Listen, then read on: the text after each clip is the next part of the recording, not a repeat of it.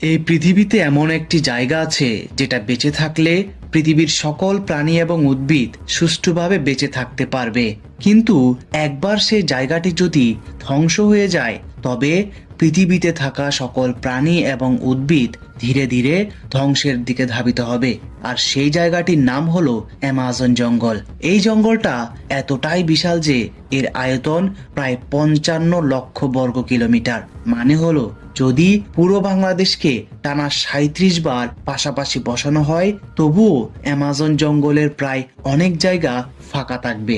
শুধু বাংলাদেশ নয়, পুরো ভারতকে অ্যামাজন জঙ্গলের মধ্যে পাশাপাশি 2 বার বসানো সম্ভব। এমনকি পুরো ইউরোপের প্রায় অর্ধেক জায়গা দখল করে নিতে পারে এই একটি মাত্র জঙ্গল।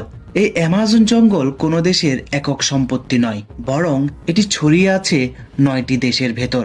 আর দেশগুলো হলো Brazil, Peru, Colombia, Bolivia, Venezuela, Ecuador, Guyana, Suriname এবং ফরাসি গায়ানা।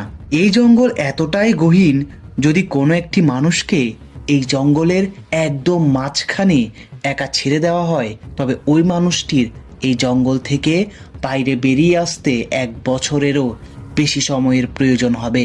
অ্যামাজন জঙ্গলের আরও একটি নাম হলো রেইন ফরেস্ট, কারণ এখানে বছরের এমন কোনো দিন আসে না যেদিন বৃষ্টি হয় না। অর্থাৎ এই জঙ্গলে প্রায় প্রতিদিনই বৃষ্টি হয়।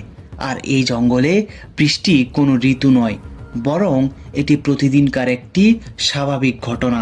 সবচেয়ে অবাক করা বিষয় হলো অ্যামাজন জঙ্গল এতটাই ঘন যে এখানে গাছপালার উপর বৃষ্টি পড়ার 10 মিনিট পর সেই বৃষ্টি মাটিকে স্পর্শ করে।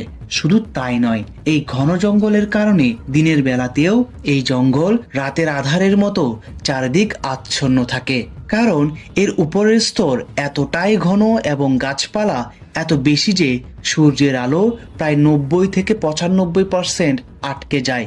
ফলে নিচের মাটিতে আলো পৌঁছায় খুব অল্প, যার কারণে দিনের বেলাতেও পরিবেশ থাকে প্রায় অন্ধকার। একটা গাছ কেটে ফেললে পেছনে ফাঁকা জায়গা দেখা যায় না, কারণ বড় গাছের নিচে ছোট গাছ, তার নিচে ঝোপ, তারও নিচে লতা আর ফার্ন, মানে একটার নিচে আরেকটা জঙ্গল। এই জন্য অ্যামাজনে 1 মিটার সামনে কি আছে অনেক সময় সেটাও দেখা যায় না।